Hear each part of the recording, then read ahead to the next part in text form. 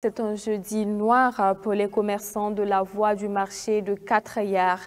En effet, le 30 janvier dernier, ceux-ci impuissants ont assisté à la destruction de leur installation au-delà des limites imposées par l'autorité communale. Entre tristesse, amertume et désespoir, cette journée restera gravée dans la mémoire de ces commerçants de Quatrières. Après le passage de la police municipale, une de nos équipes est allée faire le constat pour vous. Suivez cet élément de Koukoumiesu. Un jeudi inhabituel pour les commerçants sur la voie de marché de Quatrières. Ils ont été témoins impuissants de la destruction de leur installation au-delà de la limite exigée par l'autorité communale, disent-ils. Cette date du 30 janvier 2025 restera inoubliable pour eux. Au départ, ils nous ont dit de reculer d'1 mètre du canal. Et c'est ce que nous avons fait.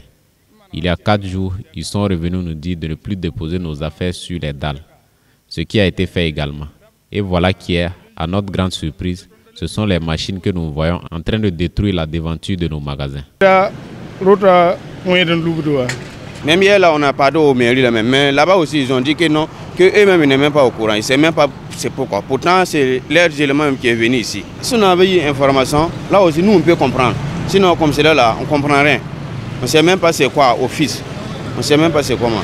S'il peut donner les gens là, les dates, donner, bon, les jours à venir, et on va venir faire comme cela. Donc, vous aussi, on peut programmer, enlever. Mais si c'est une surprise comme cela là, vraiment, c'est trop compliqué. Pourtant, aller là, vous-même, vous voyez qu'il n'y a même pas marché. Hein, tu peux faire quelques jours sans prendre l'argent. Et puis, ils vont venir casser comme cela. Cette voie très empruntée et reliant les quartiers Kapala et Sabar est devenue un lieu par excellence d'installation anarchique de la part de certains commerçants et habitants.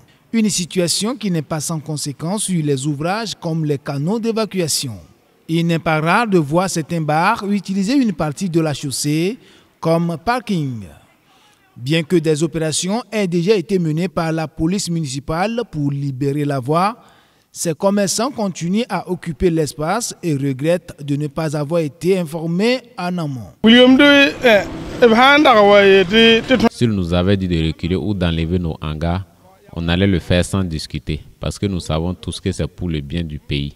Mais venir faire de la sorte là, c'est comme s'ils nous faisaient la force. Et ce n'est pas bien. Au lieu de nous encourager dans notre travail, voilà ce qu'on subit. Vraiment, nous sommes déçus. Limité. Ils sont venus faire la délimitation et la majorité des commerçants ont respecté cela. Mais même si ce qui est fait n'est toujours pas dans vos prescriptions, ils auraient encore dû communiquer et nous dire de reculer davantage. Mais au lieu de cela, ils sont venus et ont commencé à détruire sans même que nous puissions négocier ou dire un mot.